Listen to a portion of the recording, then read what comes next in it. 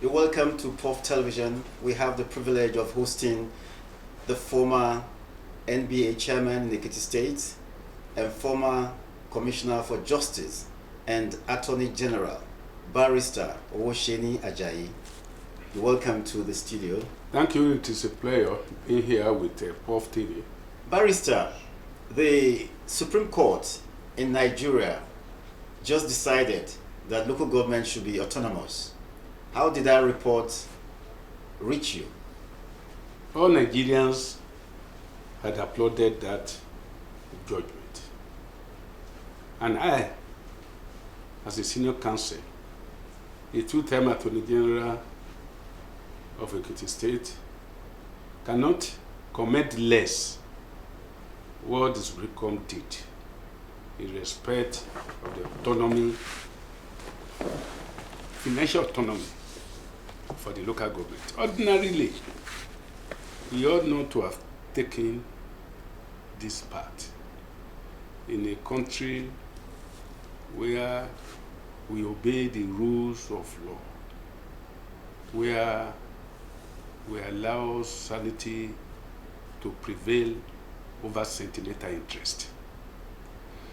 Not that the laws are not there, that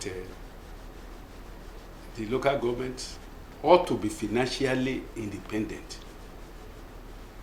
It is point clear, and this is not the first time we are running a local government administration. I can remember in Ekiti State, let me cite the example of Ekiti State. During the regime of former Governor Ado-Ekiti, there was full financial autonomy to the local government then. I'm aware that the local government, they were running the local government directly from the finances from the federal location. And also, during the time of the military, the local government were in full financial autonomy. It is in the recent dispensation,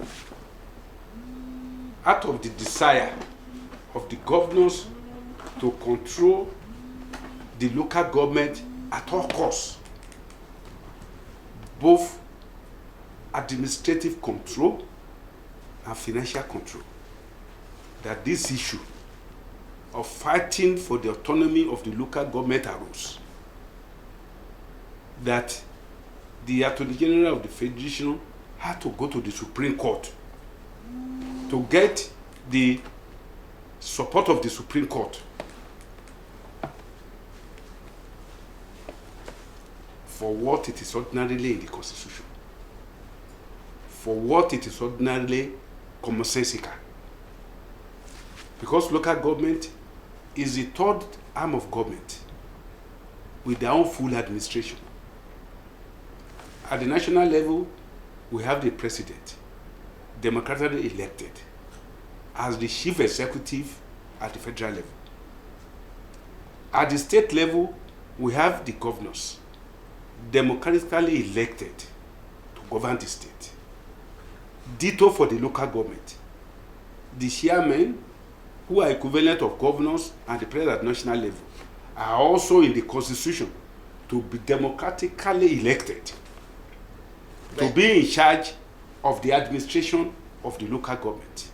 So, how then will we have the concept of the governors controlling the fund, which is supposed to come directly from the federal government to the separate account of the respective local government? The point being made by governors and others who are opposed to this autonomy is that the local government was created to be subjugated to the state. And that is why it is being controlled by the state House of Assembly. And laws are being made for the local government from the state House of Assembly. So it has no right to be independent of the state government. That is not correct.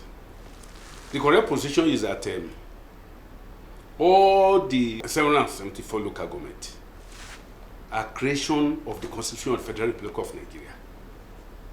You will see that when you go into the schedules to the Constitution, you will see the local government that were approved by the Constitution for the Federation. It is the same Constitution too that says these are the number of states that we have. These are the number of local government that we have, with their territorial boundary defined, with their headquarters defined in the Constitution. How then are they subjugated to the control of the governors? Section 6 and 7 of the Constitution that allow administrative control of the State House of Assembly over the local government does not actually give financial control. The financial control was not even given under that provision, section 6, 7, and 262 of the Constitution does not give financial control to the House of Assembly. It's an administrative arrangement so that they don't become, the local government chairman don't become autocratic in the administration. Let the House of Assembly moderate the administration of the local government. It does not go to the extent of the governors appointing caretaker. There are some states in this country that for more than 8 years they don't conduct election there. They appoint they appoint caretaker committees to run the affairs of the local government. There is no provision in the Constitution for caretaker administration. There is nowhere in the Constitution that provides for caretaker administration into local government. What the governor usually do is to allow the tenure of the local government administration to expire in an attempt, under the disguise of not allowing a vacuum to exist in the local government. They now appoint caretaker pending election, which may not even come in some state for several years. So it's clearly an aberration. So clearly an aberration. If up till now elections into local government are conducted by state apparatus, the State Independent Electoral Commission, then doesn't that imply that the state government is completely in control of the local government? No, it is not. That is an arrangement to conduct election. Don't forget that the federal government appoints INEC that conducts all the elections into the governorship seat. Does that give control to the president to now dictate to the governors how to govern their state, how to run the administration of their state, how to control their finances? Because the president appoints the chairman and members of INEC. Does that translate to that? As far as I'm concerned, it does not translate to that. I think it was out of unnecessary desire of control, unconstitutional control of the local government, that the state governor used SEC to conduct election against the spirit of the Constitution and the law that says election bodies must be completely independent of control. So if anybody now use SEC to manipulate election, that will be unconstitutional and it will be legal and it should be outrightly condemned. Even though there have been abuse of the use of SEC by state governors, which ought not to be. And that is why people are now agitating that INEC, that is not even perfect, should now be allowed to conduct elections into the local government. Do you agree with that? I agree with that, absolutely. As it is now, the governors, they are so entrenched in their attempt to control the administration of the local government in their states, which is not supposed to be. I've cited the example of the president at the national level who appoints chairman and members of INEC. Yet, the opposition parties win elections in so many other states. At least PDP is controlling about 12 states. Labour Party is control one state. ABGA is controlling one state in an election conducted by a federal agency. That is what is supposed to be with SEC. But you discover that SEC, in all the states, no exception, don't really conduct election.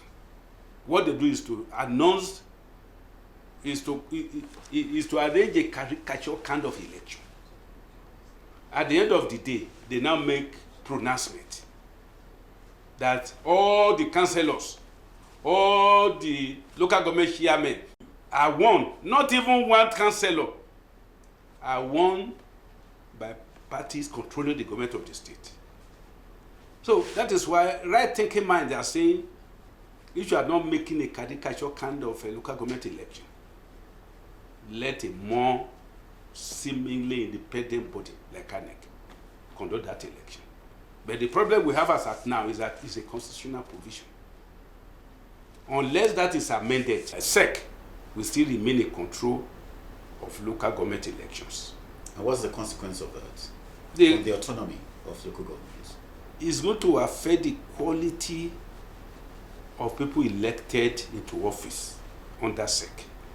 And is going to allow a backdoor manipulation of the autonomy granted by the Supreme Court to the local government now.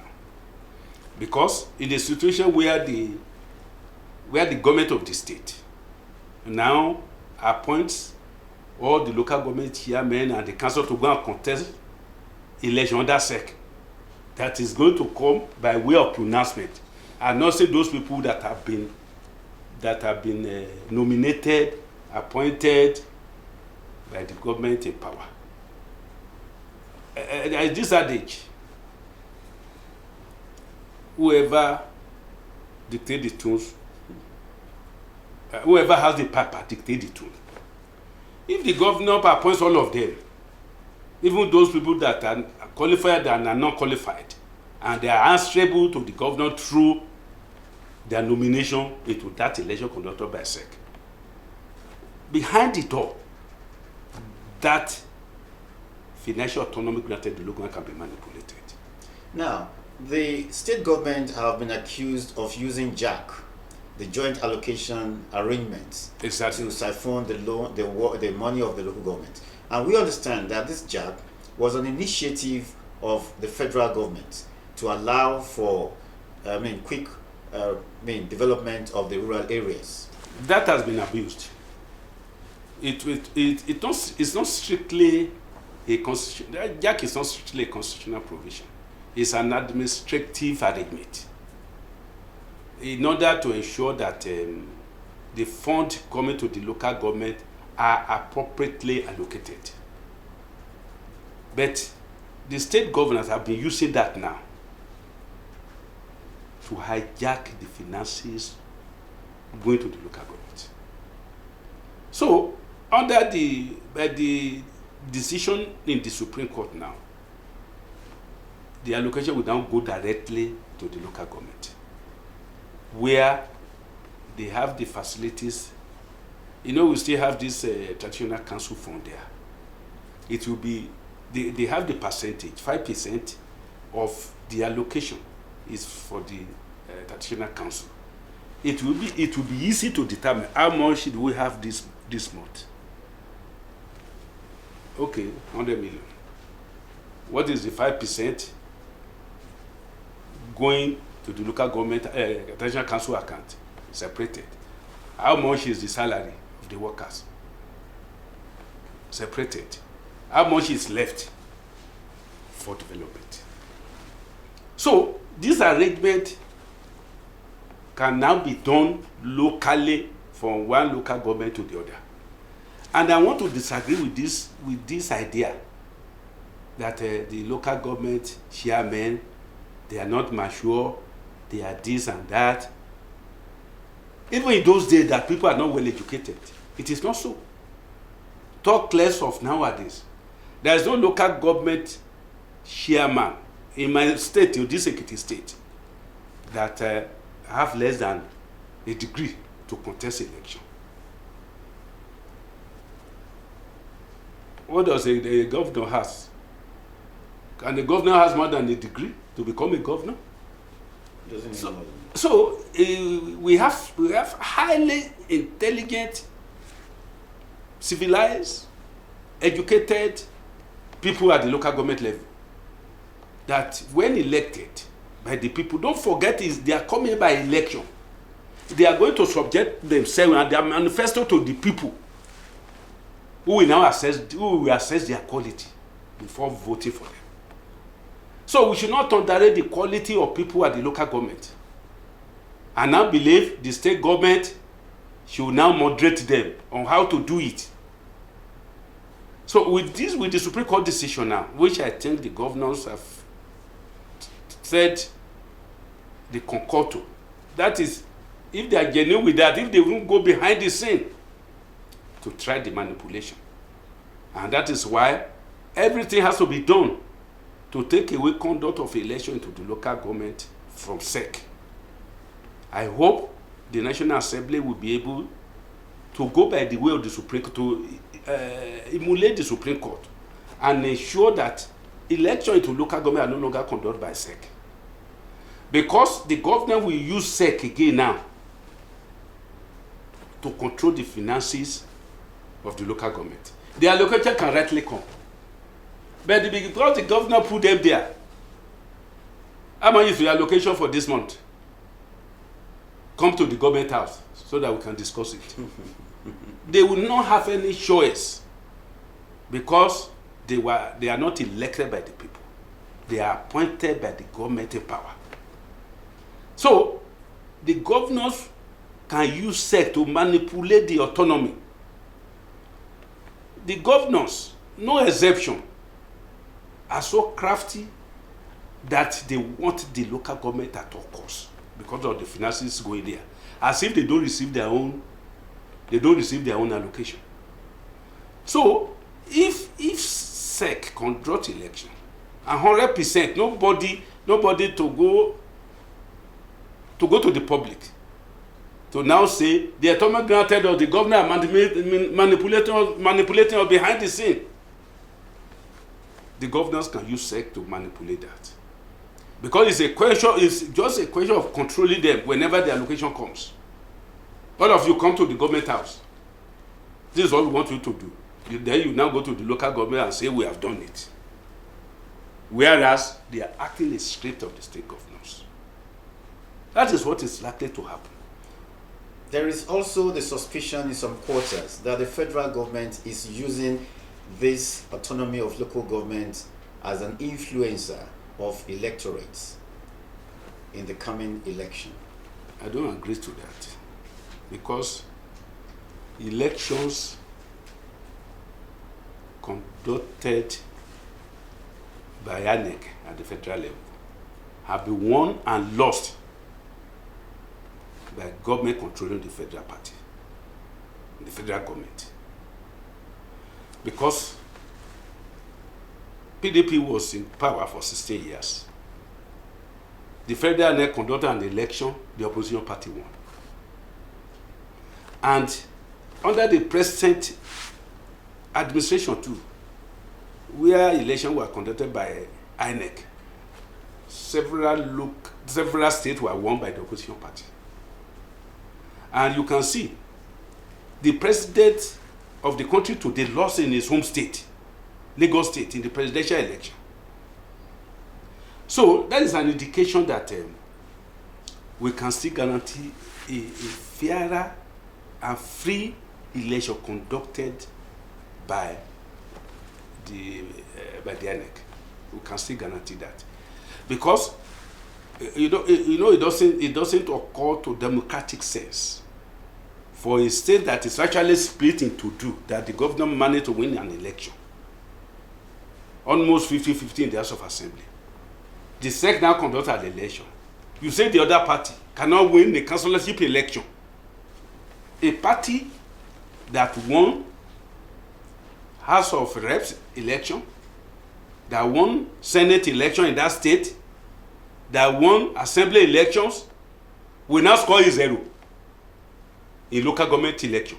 It does not occur to democratic sense. And all the governors are doing so. So if care is not taken concerning the election conducted by SEC, the governor will go back to the back door to manipulate the financial autonomy. So you insist that INEC takes over the conduct of local government elections? Under the present dispensation, where you have all the governors conducting local government elections through SEC, scoring 100%. You know, I've said it doesn't occur to democratic sense. It doesn't occur.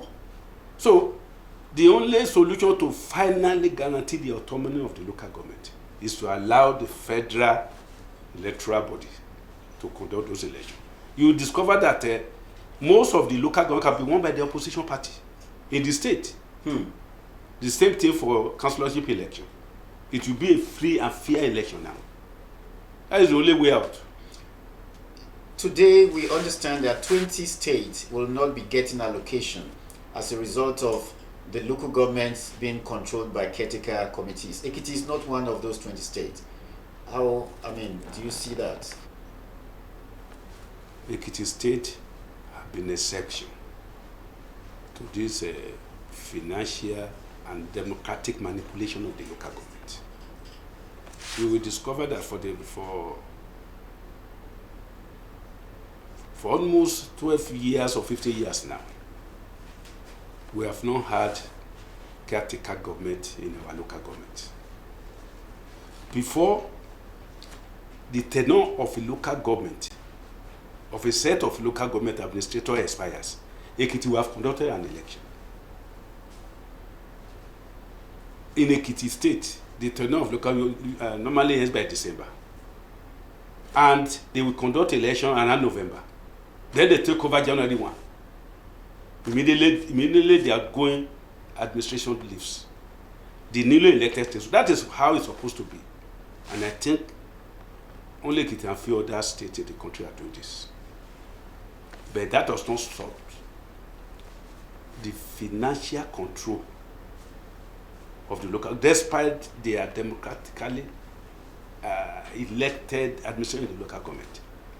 The financial control remains in Ekiti. So, the only guarantee to that is an independent electoral body to control the local government election. Some say this autonomy is not actually going to stop corruption in the local government administration. Do you vouch for this? Do we have one now? Corruption at the local government. Do we have corruption there now? When the elected officials there, they only exist to pay salary. They don't award contracts. They don't even supervise the contracts. So, when you bring in that issue of corruption, it has become an endemic problem in this country. Are you getting it? It has become an endemic problem that only God can come in to solve that problem for Nigeria. President Buhari, former President Buhari, was known as anti-corruption SARS. But can you see the revelations coming after him now? Virtually all his ministers are facing EFCC now with humongous amount of embezzlement. You don't talk in millions now. They talk in billions, billions. Humongous amount. Terrifying amount of embezzlement that you will imagine. How can a single individual be talking of embezzlement 80 billion, 100 billion? And the pitiable aspect of it is that even the ministry where women are put in charge, accountability, we trust women more than men. Look at the Minister of Humanitarian Affairs, the former one, and the one that succeeded her, the one on suspension.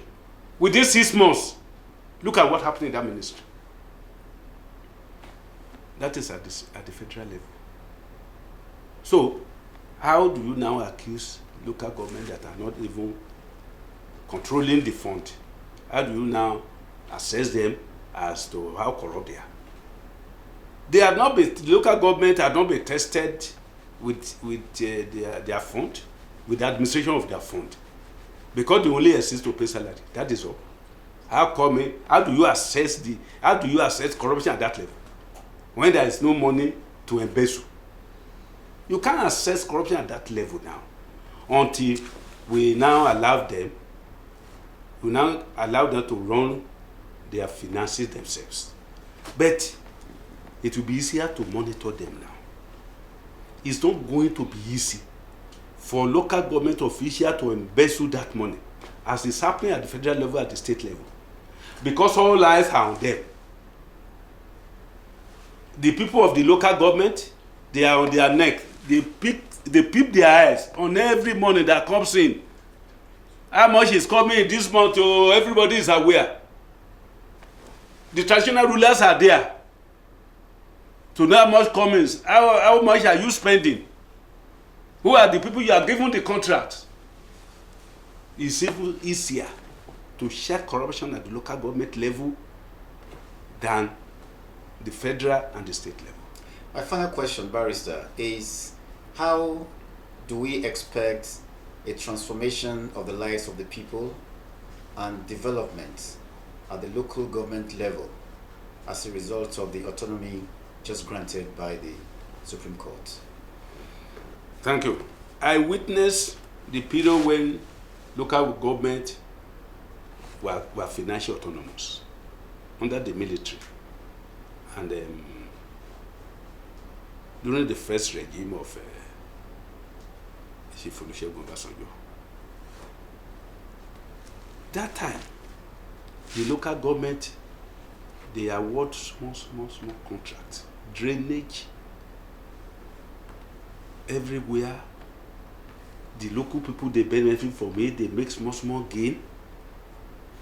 They build markets, small market, building of markets is under the control of local government, which has completely been taken over by the state government now. When they want to award building of market, it is the state government that will use the local government fund to award the contract. Drainage in the local government, the state government will award the contract, and even the chairman will not be able to supervise them, because the people they awarded the contract to, they don't know them.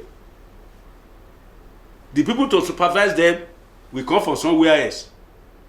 But then, the local government chairman, with his ESCO, decide which contract to bring out, whom they are going to give the contract, who are citizens of the local government. You see people, they are very busy working, doing one thing or the other.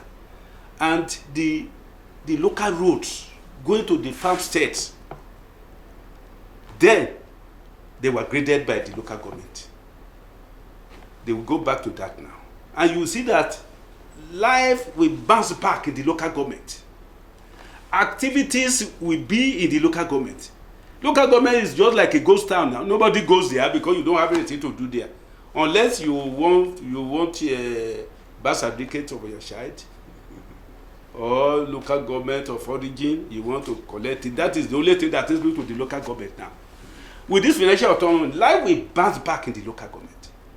Activities activities will commence in the local government in various areas. I think it's a good development. The financial granted the local government. And it will be easier to check corruption because all eyes are on them. All eyes are on them. Unless local government shareholder wants to commit suicide, we tamper with the funds coming to that local government. We'll be speaking with former NBA Chairman Ekiti State and former Commissioner for Justice and Attorney General, Barrister Owoseni Ajayi. He's been talking about the matters arising from the declaration of the autonomy of local government in Nigeria by the Supreme Court of the country. Barrister, thank you for your time. It is a pleasure. It is a pleasure. I will always be with you. Thank you, sir. And we commend the Prof TV. I hope you go international. Thank you very much. God bless you. People of the Fountain.